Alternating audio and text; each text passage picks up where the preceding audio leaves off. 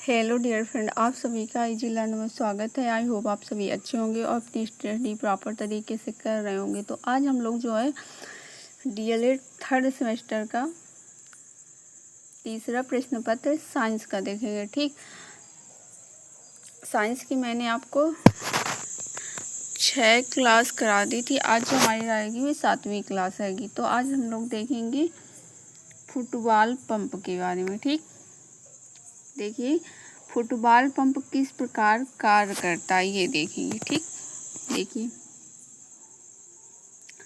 Football pump द्वारा football में हवा भरते समय ब्लेंडर में लगी पतली नली पर पंप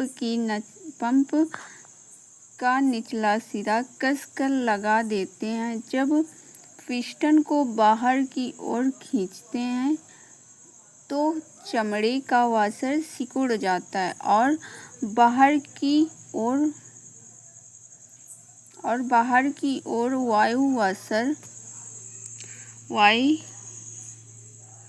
वाशर को दबाकर बेलन के अंदर भर जाती है। इस समय गोली रूपी वाल्व नली की ऊपरी मुंह को बंद रखता है। तो देखिए कह रहा है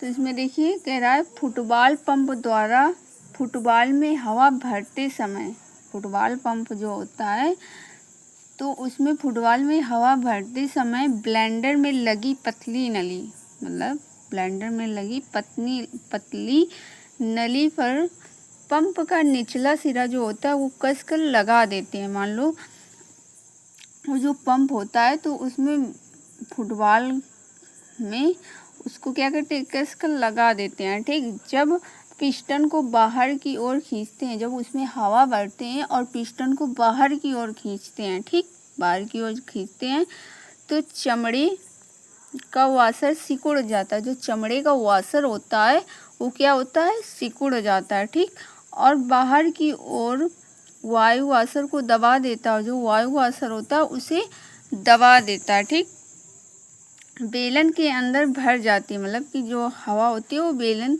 के अंदर भर जाती है। इस प्रकार गोली रूपी वाल्व नली के ऊपरी मुंह को बंद रखता है। ठीक, आगे देखेंगे।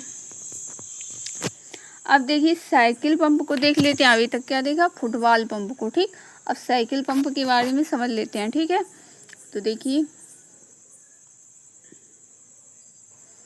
साइकिल के ट्यूब में हवा भरने के लिए पंप की सबसे निचली सतह पर एक पट्टी लगी होती है जिसे पैरों द्वारा दबाकर स्थिर करते समय, जैसे कि वो पाइप होता है, देखा होगा आप लोगों ने, जो साइकिल पंप होता है उसमें जो निचला जो भाग होता है उसमें 2 लोहे की पत्तियां लगी होती है ना, 2 लोहे की पत्तियां लगी होती है। जब हम मतलब कि साइकिल में जब हम लोग हवा भरते हैं तो उन पत्तियों को दोनों पैरों से दबा लेते हैं। ठीक, तब हवा भरते हैं। पंप को ऊपर खींचते समय वायु दाब कम हो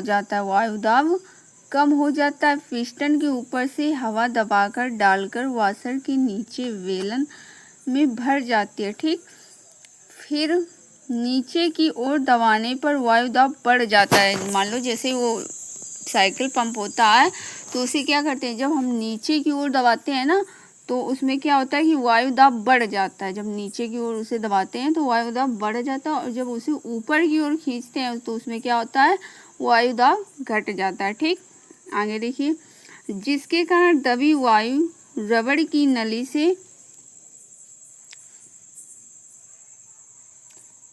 से होते हुए ट्यूब में जाती है। होते हुए ट्यूब में जाती है। ऐसे साइकिल के ट्यूब में वायु भर जाती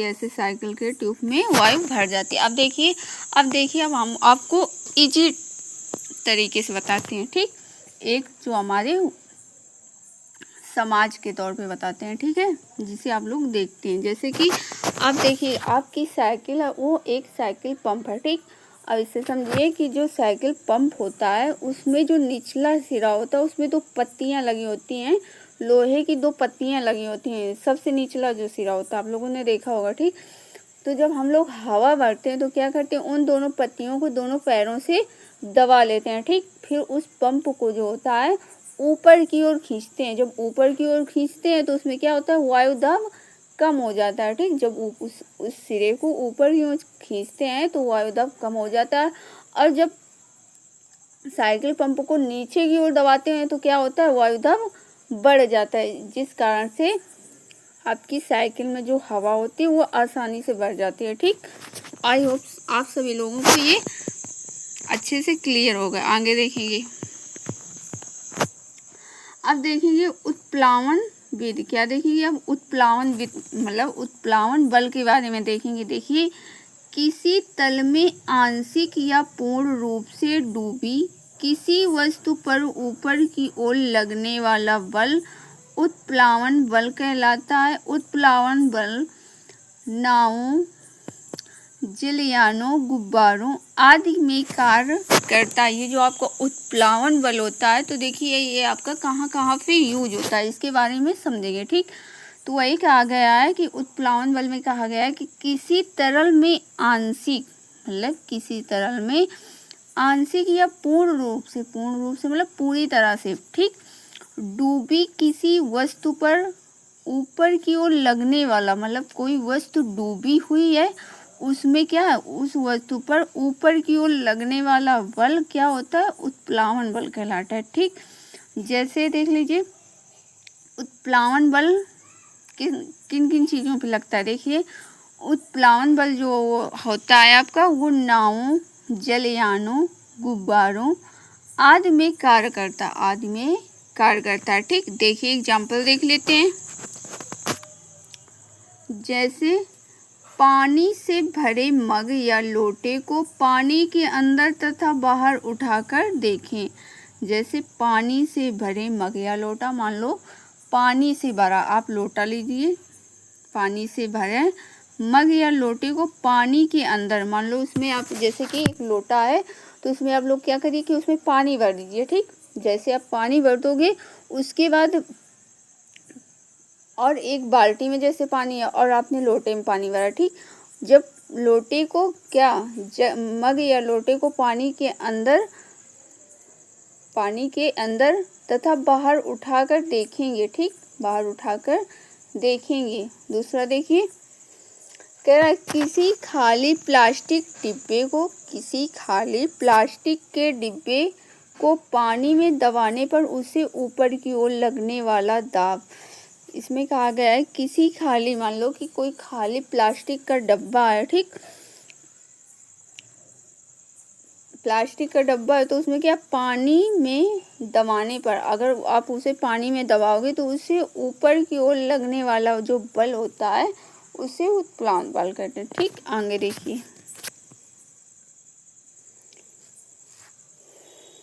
आगे देखिए, किसी वस्तु को किसी द्रव में डूबने पर उसके भार में कमी प्राप्त होती है। उस वस्तु पर लगने वाला बल उत्प्लावन बल उसकी आकृति एवं आकार पर निर्भर करता है। जैसे इसमें कहा गया है, सिंपल तरीके से बताया गया है कि किसी वस्तु को किसी द्रव में डुबाने पर, मतलब कि कोई वस्तु है आपकी, उसको क्या किसी द्रव में डुबाने पर, द्रव मीन्स जैसे कि जल ले लो, ठीक, किसी द्रव में डुबाने पर उसके भार में कमी प्रतीत होती है। उसकी क्या होता है, भार में कमी प्रतीत होती है, ठीक। जैसे कि कोई वस्तु है, अगर आप उसे जल में डुबोगे तो उसमें क्या होता है कि उसमें उस वस्तु में भार की कमी प्राप्त होती है, मतलब कि वो वस्तु पूर्णतः जल में नहीं डूबता है, ठीक, कमी प्राप्त होती है। वस्तु पर लगने वाला बल, जो वस्तु पर लगने वाला बल होता है, उस वस्तु पर जो बल लगता है उसे हम उत्प्लावन बल या उसकी आकृति एवं आकार पर निर्भर करता है। जो उत्प्लावन बल होता है उस वस्तु की आकृति या आकार पर निर्भर करता है, ठीक। आगे देखिए, अगला क्वेश्चन है प्लावन, ठीक। देखिए द्रव में वस्तुएं तैरती हुई डूबती क्यों नहीं है। कह रहा है कि द्रव में वस्तुएं तैरती हुई डूबती क्यों नहीं है। द्रव आपका जो जल होता है ये आपका द्रव है, ठीक। वही कहा गया है कि द्रव में वस्तुएं तैरती हुई क्यों नहीं डूबती हैं। तो देखिए क्यों नहीं डूबती हैं। किसी वस्तु का हवा में भार, जो किसी वस्तु, कोई वस्तु है उसका हवा में भार आपके क्या होता है, बराबर W, ठीक। पानी में उस वस्तु पर लगने वाला उत्प्लावन बल जो होता है वो W1 होता है, ठीक। W, किसी वस्तु पर हवा में जो भार लगता है वो आपका केवल W होता है, और पानी में उस वस्तु पर लगने वाला जो भार होता है वो आपका W1 होता है, ठीक। आगे देखिए,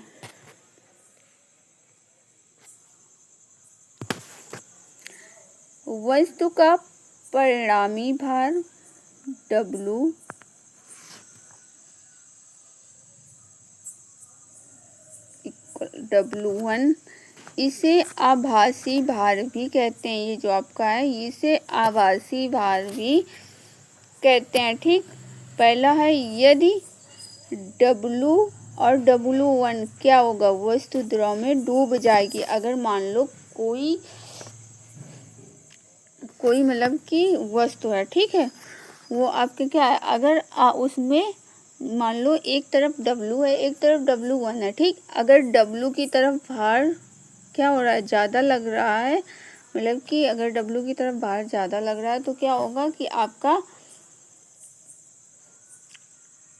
और W1 की तरफ भार कम हो रहा है तो आपका W डूब जाएगा, ठीक।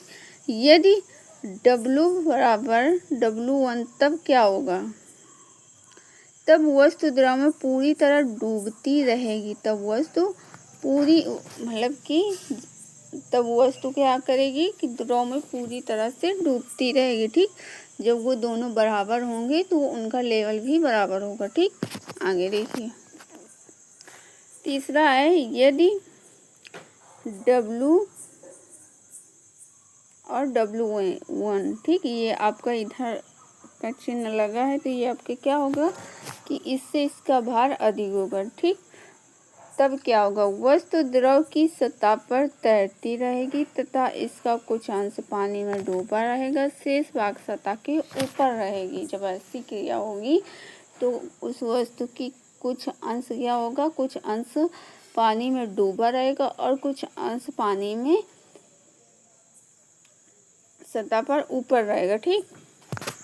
आगे देखिए, वस्तु पर कार्यरत उत्प्लावन बल बराबर वस्तु द्वारा विस्थापित द्रव का भार, ठीक। आगे देखिए, जब वस्तु का भार वस्तु द्वारा हटाए गए द्रव के भार के बराबर होता है तो वस्तु द्रव की सतह पर तैरती रहती है। इसे प्लावन का सिद्धांत कहते हैं। कह रहा है, जब वस्तु का भार वस्तु द्वारा हटाए गए द्रव का भार, वस्तु द्वारा, मान लो कोई वस्तु तैर रही और दूसरी वस्तु द्वारा हटाए गए द्रव का भार के बराबर होता है। जब भार बराबर होता है, ठीक। मान लो आप तैर रहे हो और आप जल को तैरते हुए पीछे की ओर कर रहे हो, ठीक। और जब ये दोनों क्या होंगे, द्रव के भार के जब बराबर होगा, दोनों चीज जब आपस में बराबर होंगी तो क्या होगा, तो वस्तु द्रव की सतह पर तैरती रहेगी। तो वस्तु क्या होगा, जब आपका भार और जल का भार बराबर होगा तो आप तैरते रहेंगे, ठीक। इसे क्या कहेंगे, इसे उत्प्लावन का, इसे मतलब कि इसे प्लावन का सिद्धांत कहते हैं, ठीक। यहाँ तक सारी चीजें क्लियर हो गई होंगी, ठीक। आगे देखिए, घनत्व। तो देखिए घनत्व के बारे में देख लेते हैं। किसी वस्तु का द्रव्यमान तथा आयतन के अनुपात को उस वस्तु के पदार्थ का घनत्व कहते हैं। जिन वस्तुओं का घनत्व द्रव के घनत्व से अधिक होता है ऐसी वस्तुएं द्रव में पूरी तरह डूबी हुई तैरती हैं तथा यदि वस्तु का घनत्व द्रव के घनत्व से कम होता है तो वस्तु आंशिक रूप से डूबी हुई तैरती हैं। तो देखिए फिर से देख लेते हैं डेफिनेशन। कह रहा है किसी वस्तु का द्रव्यमान, मतलब कि किसी वस्तु का द्रव्यमान यम, ठीक, तथा आयतन v के अनुपात को उस वस्तु के द्रव्य का घनत्व, उस वस्तु के द्रव्य का घनत्व, घनत्व मतलब कि आपका d, ठीक, घनत्व है।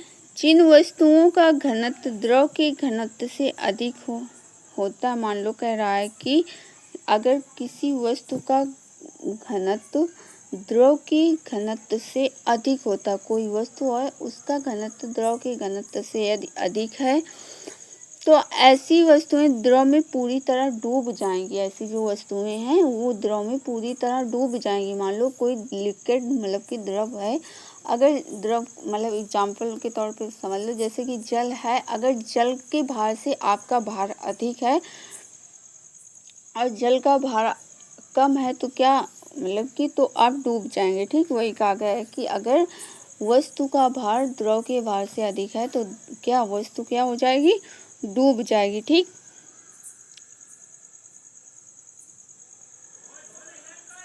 डूबी हुई तैरती रहेगी, ठीक, वही कहा गया। आगे देखिए,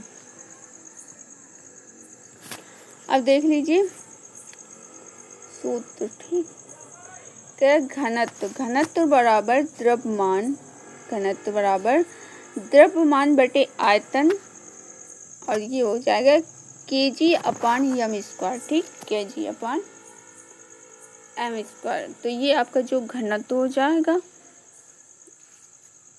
घनत्व जो हो जाए इसे हम d से प्रदर्शित करते हैं और द्रव्यमान को m से करते हैं, आयतन को v से करते हैं, ठीक। तो वही हो जाएगा d बराबर m अपान v kg अपान एम स्क्वायर, ठीक।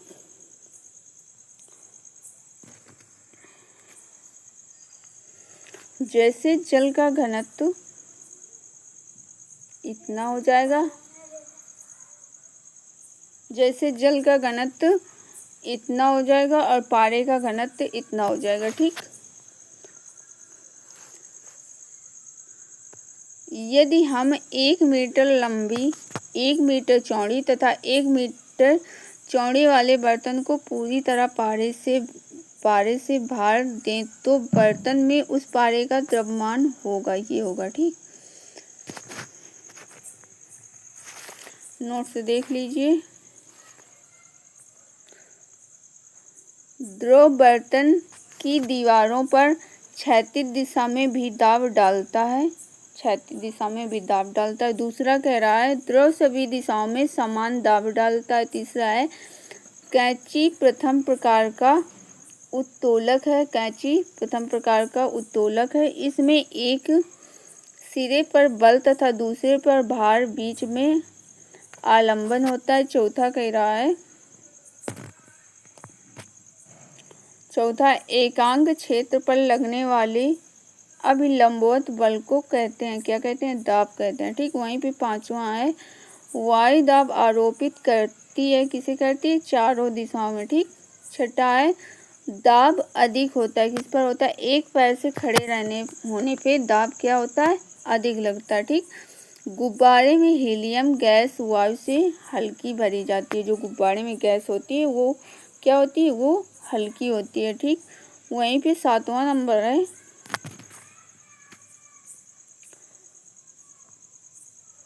सातवां है जिसका घनत्व वायु के घनत्व से कम होता है इसलिए गुब्बारा ऊपर उठने लगता है। जिसका घनत्व वायु के घनत्व से जो गैस भरी होती है वो क्या होती है, वो गुब्बारे से भी हल्की होती है, इसलिए गुब्बारा ऊपर की ओर उड़ने लगता है, ठीक। तो आज की जो हमारी क्लास थी यहीं तक थी, मिलते हैं नेक्स्ट क्लास में।